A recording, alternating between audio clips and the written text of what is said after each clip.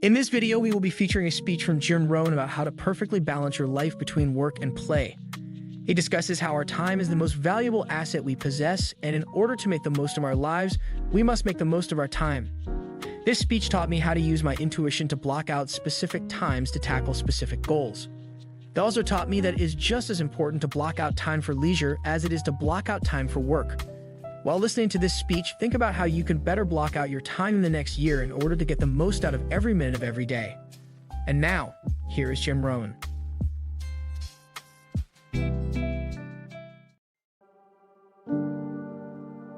The next time management essential is when you work, work, when you play, play. That one I learned the hard way. See, if you're going to put in a day, just put in the whole day. And if you're going to take some time off, take it all off. Right? Take the whole day off. If you're going to work a day, work a good, long, hard day. If you're going to play, play, play all day. Either work all day or play all day. Because guess what? If you're going to knock off at 3 and go play, guess what you're thinking about all morning?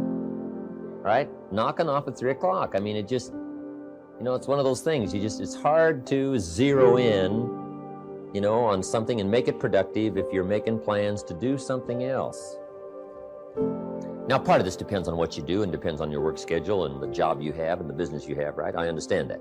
Everything we're talking about these 2 days needs to be altered and monitored and worked around to fit your particular situation. I understand that. I have a builder friend of mine up in San Jose.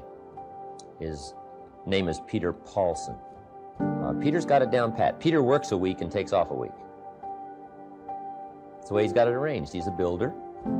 Now, it's kind of clever, though. See, he works 5 days, takes off 9. That's a little... He says work a week, take off a week, yeah, but it's really 5 and 9. Because it's 5, and then it's a weekend, and 5 days, and another weekend, right? So, but what Peter does, the 5 days he puts in, he works, 14, 16 hours, almost around the clock, keeps 2 or 3 secretaries going, gives all the orders, the accountants, the superintendents, the builders, the whole thing, gets it all arranged, and works around the clock for 5 days, and then goes, takes off. Now, you might not have the luxury of being able to do it that way, but just work on this. When you work, work. When you play, play. Okay, the next time management essential is analyze how you are, and then either compensate for it or change. Sometimes you can remain how you are if you just make other arrangements.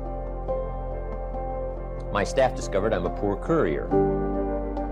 They said, Mr. Rohn, here's a check for Jerry Haynes. You're going to be up north, right, in the next couple of days? I say, yeah, no problem. Give it to me. I'll see that he gets it. Guess when I next hear about that check? From my cleaners. Saying, Mr. Rohn, we found this, right? Now, I say, look, I know I messed up that time, but, next time I'll make sure, see, but it just doesn't work. I'm not good at it. So we've got a little rule at our office that says, don't give the chairman anything, right? Don't. It won't arrive. He can talk good, but he's a poor courier. It won't get there. So you just got to analyze how you are and then make the compensations for it. Now, you can promise to change all you want, right? But if you're not going to, then make the other arrangements. I finally got somebody to help take care of reading financial statements and taking care of, a lot of corporate business and matters that I promised I would do myself, but I just never did get it done. And it used to be terribly costly to me for IRS and taxes. Unbelievable. But I finally got somebody to take care of that. So if you're not going to change, see, if you're not going to do it, even though you promise yourself year after year, just then make arrangements to see that it gets done. So analyze how you are. If you're good at bookkeeping, then keep your books. If you're not, just don't keep promising. Just drop off all that mess, twice a week or once a month in somebody's lap and say, here, figure this out and I'll pay you to do it. Sometimes for $100 a month or something, $50 a month, somebody will just, calculate a lot of stuff for you. Just save yourself all the grief of promising and never doing it. So analyze how you are. That's very important. Trust who you really are. Trust your ability to earn the respect of others. Pay whatever price the truth costs. Pay that bill immediately, because in the long run, it's a real bargain. When you're in a leadership position, whether it's in a business or as the head of a family, honesty and integrity are not as important as money or shelter or a telephone. Honesty and integrity are infinitely more important than any of those things. They're about as important as having air and food and water. For a leader, honesty and integrity are absolutely essential to survive. A lot of business people don't realize how closely they're being watched by their subordinates. Remember when you were a kid in grammar school? How you used to sit there staring at your teacher all day? By the end of the school year, I'll bet you could have done a perfect imitation of all your teacher's mannerisms. I'll bet you were aware of the slightest nuances in your teacher's voice, all the little clues that distinguished levels of meaning, that told you the difference between bluff and now I mean business. You were able to do that after 8 or 9 months of observation. Suppose you had 5 or 10 years. Do you think there would have been anything about your teacher you didn't know? As a manager, there probably isn't anything your people don't know about you right this minute. If you haven't been totally above board and honest with them, it's certain you haven't gotten away with it. But if you've been led to believe that you've gotten away with it, it's most likely because people are afraid of you. That's a problem in its own right. But there's another side of the coin too. In any organization, people want to believe in their leaders. If you give them reason to trust you, they're not going to go looking for reasons to think otherwise. And they'll be just as perceptive about your positive qualities as they are about the negative ones. I heard a story of a situation that happened some time ago at a company in the Midwest. The wife of a new employee experienced complications in the delivery of a baby. There was a medical bill of more than $10,000, and the health insurance didn't want to cover it. The employee hadn't been on the payroll long enough. The pregnancy was a pre-existing condition, one thing or another. In any case, the employee was desperate. He approached the company CEO and asked him to talk to the insurance people. The CEO agreed, and the next thing the employee knew, the bill was gone. The charges were rescinded. But when he mentioned to some colleagues the way the CEO had so readily used his influence with the insurance company, they just shook their heads and smiled. The CEO had paid the bill out of his own pocket, and everybody knew it, no matter how quietly it had been done. An act of dishonesty can't be hidden, and it will instantly undermine the authority of a leader. But an act of integrity is just as obvious to all concerned.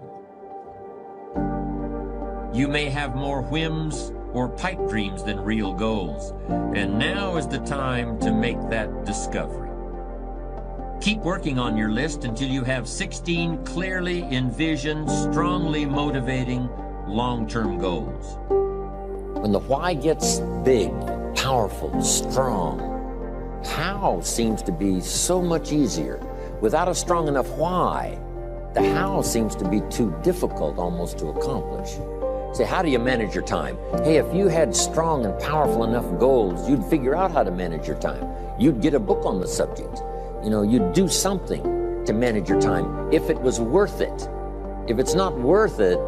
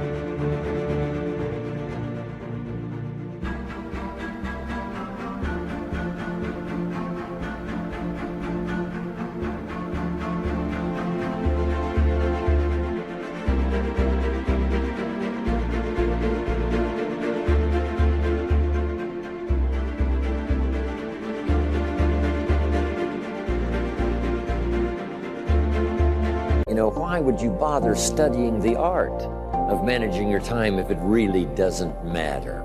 But if it really mattered, in the accomplishment of your goals and why you wish to accomplish them, see, you can do anything. You can get up any hour, read any book, take any class, make any change, develop any skill, do any discipline. I mean, you can do it all. When this how and the why, or when the why starts to grow, the how gets simple. Maybe one of your goals was to have $1 million home on the hill overlooking Snake River Valley. Okay. That'd be a good goal, $1 million home. Here's the next question. What for? What for? I mean, a house is a house is a house with bricks and wood and walls and roof. The key, yes, $1 million home, that'd be wonderful, but what for? So now jot this down. Purpose is stronger than object. The object would be the house, and that'll pull. That's a worthy goal to go for, the object of the house. But here's a stronger goal, the purpose for the $1 million home. So if you got that line, it's one of my best for the whole day. Purpose is stronger than object. It's okay to have plenty of objects to go for on your goal list. But always keep asking yourself the question, and sometimes it's good to just write it out. Here's why I want this money. Here's why I want this place. Here's why. And you start developing those reasons. And I'm telling you now, this starts to become incredibly powerful.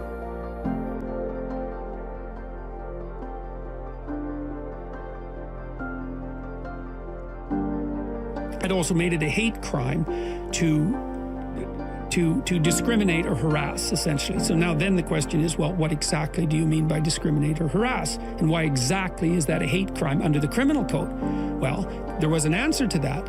The answer was, well, this bill will be interpreted in light of the policies generated by the Ontario Human Rights Commission. Very large set of policies. I'm 72, but I don't look it. I don't have a 72.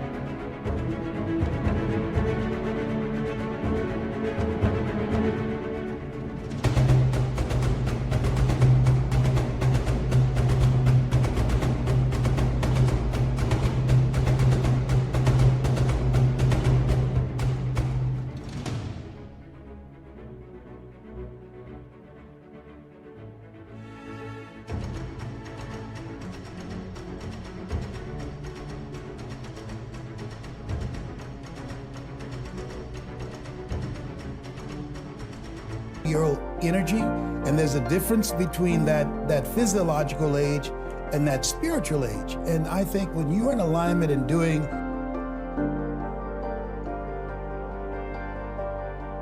and get used to seeing how that reaction, what that adrenaline feels like, and also get used to understanding what the superior action is, right? Fight or flight. Because sometimes flight is the correct response. Sometimes fight is the correct response. But what you want to do is you want to be able to assess and dictate which response you're going to give and not just do whatever your instinct tells you, because sometimes your instinct might be wrong. You see a lot of people, they read all the books, they're positive thinkers, they've got the vision boards, nothing changes. Why? Because subconsciously, there's this wounding and a lack of deservability, and it's unconscious. And so they haven't done the work, or you may have not done the work to make the